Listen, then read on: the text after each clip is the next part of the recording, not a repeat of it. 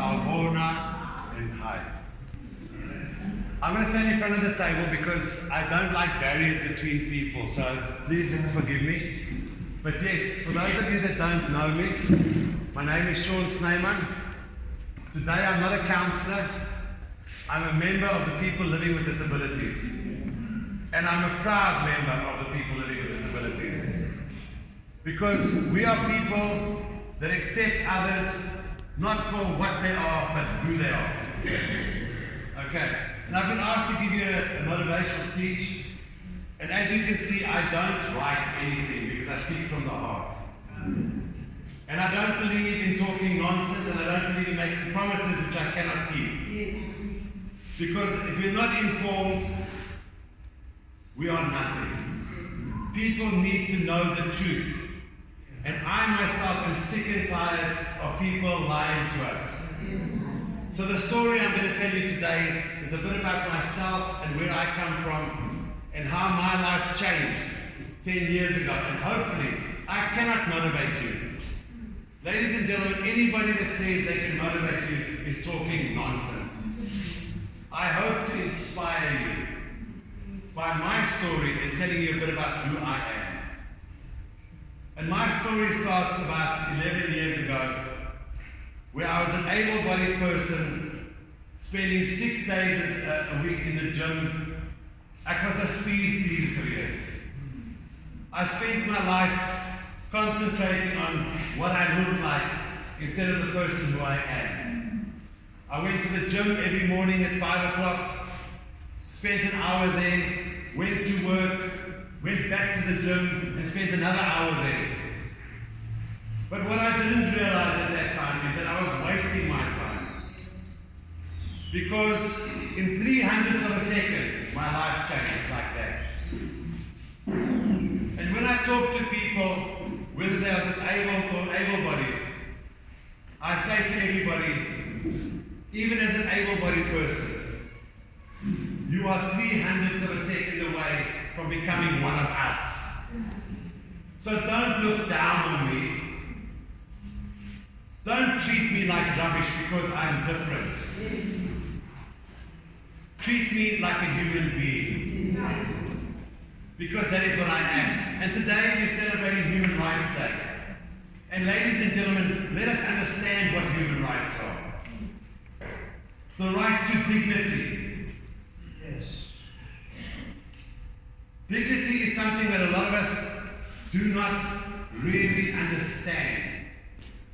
Because for people living with disabilities, how often do we go to stores or we go to shops, and how many of us are living in houses where we cannot do things for ourselves? We cannot even get into the door because they put a bunch of steps in a house where there should be a ramp.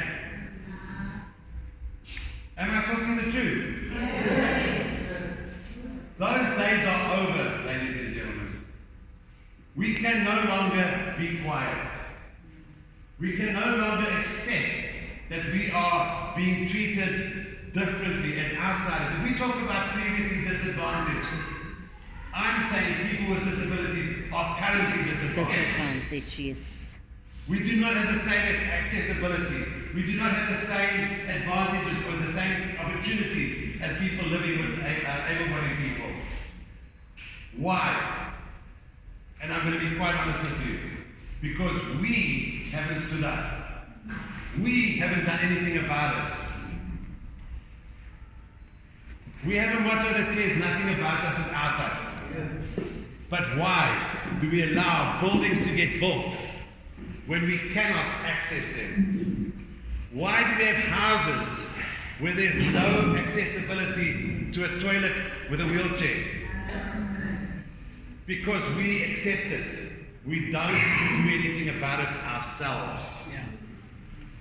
You cannot champion something if you don't own it. So going back to what I said, 11 years ago I was an able-bodied person. And on the way home from work one night, another car pushed me off the road. I lay there for an hour and a half waiting for an ambulance in the middle of nowhere.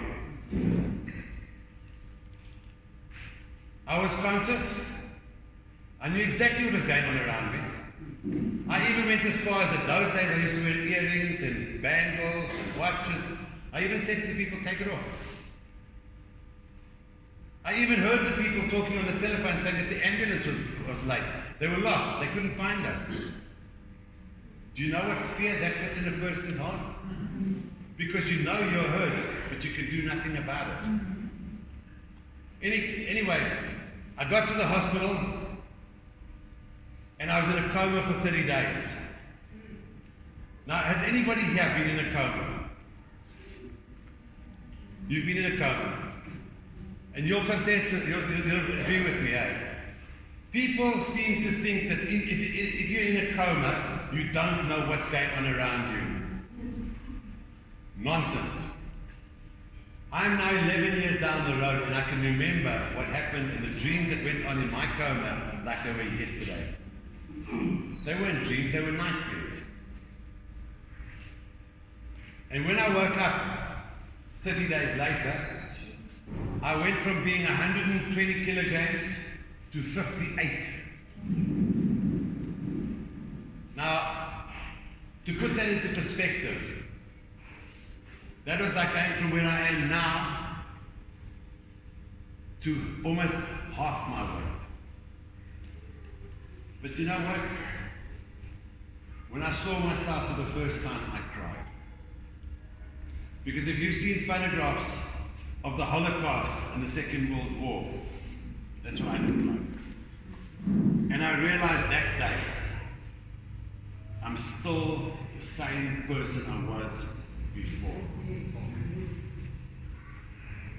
My mind was exactly the same as what it was before. Even though I couldn't use my arm, the person that was Sean Snyman was still there. And I had a choice to make.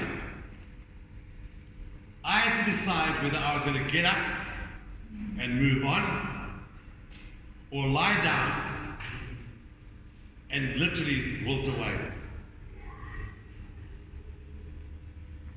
I think it's pretty obvious which decision I made. What I'm saying to you today, ladies and gentlemen, our circumstances don't determine our future. Our circumstances do not determine who we are. We ourselves have the choice. We can make of ourselves whatever we want to. I've seen people in wheelchairs do more than able-bodied people. Yes. Why? Because we're more determined. Why? Because we've got something to live for. And we have something to prove. The only thing I can't do today, and I'm still trying to learn, is to how to put a nail in a wall with a hammer. Want jy kan nie 'n spyker vat met 'n hamer in een hand nie. Maar ek sê wat ek wel kan doen. Ek het myself geleer om foto's te vat met een hand. Ek het gevat my talente wat ek het en ek gebruik dit vandag om 'n beter mens vir myself te maak.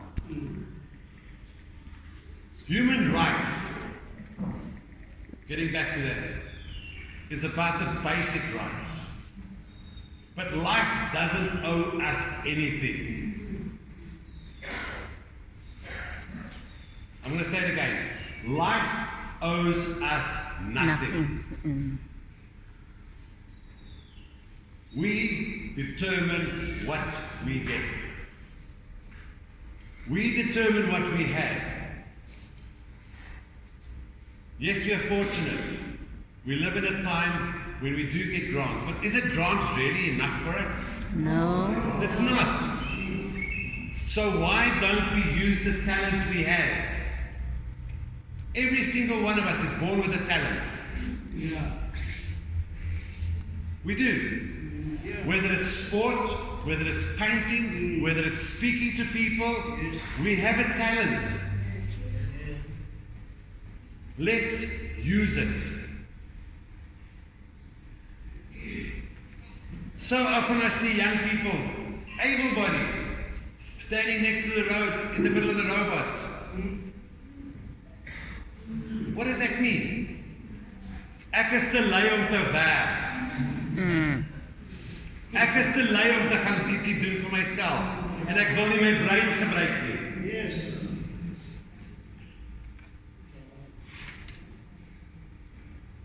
'n Man wat met 'n bak kan staan, kan nooit werk nie. Want hy weet nie om sy vuis toe te maak nie. Praat ek die waarheid?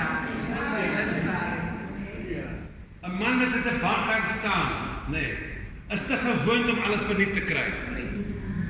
En as jy daai man voer, gaan hy môre terugkom. En ons as gestremde mense wil nie dit so hê nie. Ons wil vir onsself sorg. But that, ladies and gentlemen, is dignity. Being able to put a plate of food on the table, knowing that I work for that plate of food. I don't want somebody else to support me. Because I have my dignity. But all I'm saying to society is, give me the chance. Give me a fair chance in order to earn my own income. And then you can keep your SASSA grant. Because the SASSA grant does not fill our stomachs. A grant is there to help you in an interim period. But unless you get up today and decide you're going to do something, it will be there for the rest of your life. I made a decision 10 years ago. During my accident, I was actually involved with a woman. When I came out of the coma, I was single. She took everything of mine and gave it away, even my dogs. Now, those of you that know me, my dogs come first. It's the truth. Before I buy food for myself, I make sure my dogs have got food because they can't look after themselves. To cut a long story short, I lost my house, I lost my job, and those of you that think that friends will help you, they don't. jy maak 'n groot fout. Want kom ek sê vir jou, 'n vriend het vir my gesê ek kan jou help. 'n Vriend het vir my gevat uit Johannesburg uit na KwaZulu-Natal toe in die middel van die bos. Dit was 'n fout. Hy het my beloof hy sal my inkomste gee. Maar wat hy gesien het, is hier is iemand, wat desperaat is, wat dink hy kan nie vir homself sorg nie en hy gaan hom misbruik soveel as wat hy kan. I ended up there for 2.5 years, you know where? Living in the bush. Ek wil nie hier met my jammer kry nie, ek wil net vir julle die storie vertel. I ended up living in the bush, in a reed chalet. My wife and I sold everything we had just to get food on the table. While the same person that was a friend was eating prawns and steaks with guests from the lodge. What I learned was, Sean Snyman, niemand gaan jou hier uitkry, behalwe jyself. Niemand gaan jou uit KwaZulu-Natal uithaal of Kosi Baai, behalwe jyself. Toe begin ek te leer om met die computer te werk, want my handskrif is uiters swak. Tot vandag toe ek leer nog skryf met die linkerhand. Toe leer ek met die computer werk. And I started taking the experience that I had for 20 years of being a marketing specialist. I was the dealer principal of 2 motor industry companies, 150 people working underneath me. And I thought, let me take my marketing experience and put that to use. And I started going to the different places and saying, I'll market you on Facebook. And I did. And then I realized that this is my talent. Then I also realized that I had a gift for artistic things. My wife says I suffer from OCD. I say I just like things being perfect. I learned to use a camera, and if you look at me today with the one hand using a camera, it actually looks quite funny. Because I use it completely differently to everybody else. But I taught myself.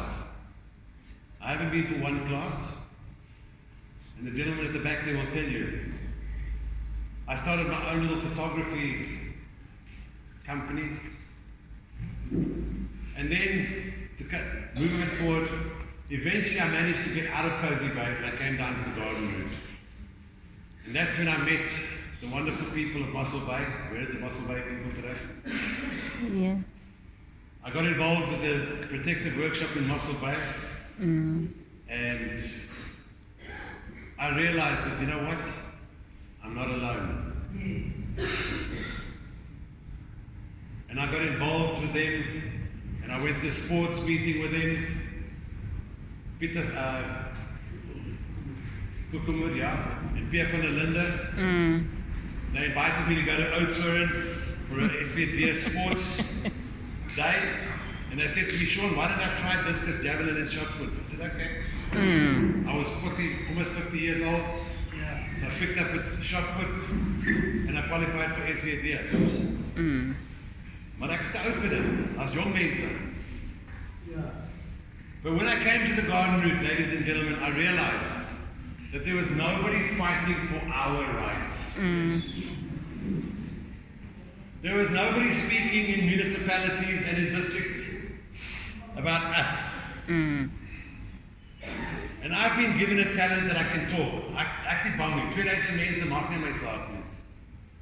Want ek praat die waarheid. En solank as jy die waarheid praat, hoef jy nie bang te wees nie. Want ek hoef nie te onthou wat ek vandag gesê het, hoor nie. Want die waarheid is die waarheid. So I decided to put myself into politics. Mense, as jy dink is maklik, jy maak 'n grap. And in 2016 or 2015, I made myself a candidate for a party. And today it's not about politics, it's not about political parties and stuff like that. It's about people living with disabilities, so let's go away from that. I made myself available to become a councillor. And the rest is history. In 2016, I became a ward councillor, and in 2017, I'm very proud to say that I was made the portfolio councillor for community, social development, libraries and sport, which to me was an absolute honor, because finally I could live out my passion for doing something for people with disabilities. And in the last year, in my private capacity, and it's because of the passion that I have, I've realized that as a municipality, as government departments, we cannot do everything. We need to embrace organizations like the DPSA and the APD, because to work in silos doesn't work either. Because your needs and APD's needs and the other organizations have the same needs as what we have. But the problem is, when it comes to funding, unfortunately it depends on who gets to the donors first. Because by the time the fourth one comes, the companies say, ziko mali. But if we stand together and we talk as one voice, and we put our fears and our needs together, we can accomplish so much more. So as the portfolio councillor, I've made it my mission to make sure that we get as much support, not only from the municipality, but we've started a forum for people living with disabilities, which you are a part of. Whether you like it or not, you are a part of that forum. And a month ago, I was invited to Cape Town, to the Network for People Living with Disabilities in the Western Cape, and I was nominated as the champion for the Eden and Karoo district for people living with disabilities, which gives us here a direct door into provincial, so that we can accomplish more and our voices are heard not at local level but at provincial level. But I can do nothing without your voice, because I don't represent me. I represent each and every one of you sitting here today. So as I said at the beginning, ladies and gentlemen, I can't motivate you. I hope I've inspired you. But I've got one special bit of news that hasn't gone public yet. About 3 weeks ago, I started talking to the Minister of Social Development at Province, because I can almost say with certainty that those of us sitting here today in wheelchairs have never put our feet in the sea. How many of you in wheelchairs today have actually been into the sea? Nobody, so I was right. Well, the news I have for you today is that I am now pushing, and the chances are quite good, that George will have the first beach wheelchairs in the garden route. I want to see people with wheelchairs enjoying the sea, because that is a human right. Yes. We have the right to enjoy what everybody else enjoys, that they take for granted. And I'm proud to say that the Minister has listened to me, and currently we are looking at bringing the first, at least one, but if not 2 wheelchairs to George. We will change the lives of people with disabilities. But if we're going to do it, we need to do it together.